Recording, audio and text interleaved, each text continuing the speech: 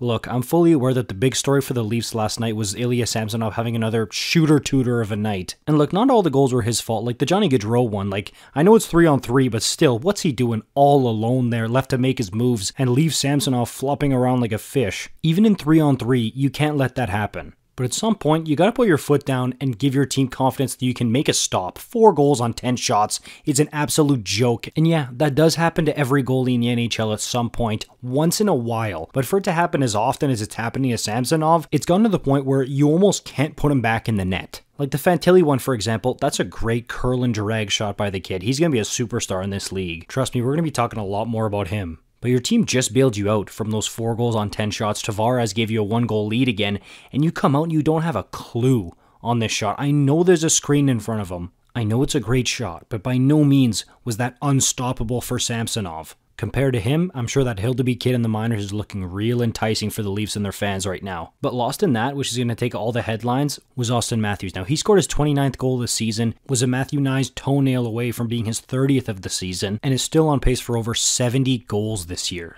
That's gotta be wild, even for the Matthews haters to wrap their head around. And look, on pace is a strange metric because it doesn't account for things like cold streaks, injuries, illness. I mean, Matthews already missed a game last week with the flu. So by no means does that equal, oh my god, Matthews is going to hit 70 goals. But it does give you a glimpse into how elite of a goal scorer he's been this year. And I feel like the grandeur of 60 goals has kind of been diminished the past couple of years because we had Matthews get it 2 seasons ago and McDavid got 64 last year. So now a lot of people are kind of on to the next milestone. But I remember growing up when Ovechkin hit over 60 and Stamkos hit over 60, it was like, wow, that is astronomically high. I can't believe that. 60 goals in a single season. It was like mind-blowing. But here's the thing, McDavid's only hit it once, he could hit it again, but as of right now, he's only done it once, Stamkos only got it once, and Ovi only got it once. If Matthews is able to put up 60 goals for the second time in 3 years, the conversation's going to have to start to shift here from he's the best goal scorer in the world right now to, okay, where does he rank all time for goal scoring right now, and where could he be by the time his career is up?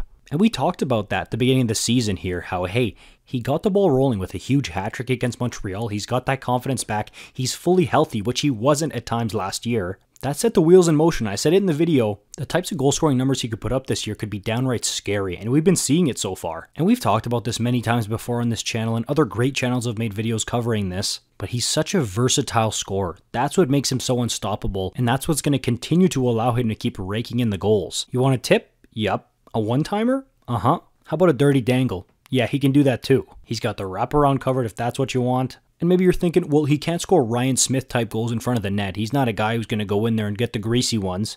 Yeah, he can pick up the trash too. Then he's got his famous curl and drag wrister, which is what we saw last night against Columbus. And what I love most about this is Matthews gets the puck and he's stick handling, making the defender guess, right? Like, okay, is he going to shoot around me? Is he going to try to go through my legs? You can see he doesn't really know, and he's like, which one is it? And Matthews is just there, prepared in his loaded shooting position, ready to take whatever the defender gives him. And even with the incoming poke check, doesn't matter, curl and drag, snipe it. Like I said a few videos ago, I'd love for this goal race to actually be a race, but if we're not going to get that because Matthews pulls away, I think it's going to be really fun to see how many goals can this guy get. Can his goal number start with a 7? When's the last time we saw that? 70 would be just straight up outrageous, and the pace he's at right now and the amount of goals he's scoring is just ridiculous. And if you're someone who loves the art of goal scoring, watch this guy. Whether you like him or you don't, you gotta admit, what he's doing as far as putting the puck in the net is pretty special. Too bad it was overshadowed by the blown lead and the goaltending situation there. Because yeah, on the surface, it's another one of the classic Auston Matthews curl and drag goals, but the more you watch it, the more you realize, man, that's pretty on a lot of levels. Let me know your thoughts in the comments and give me your official prediction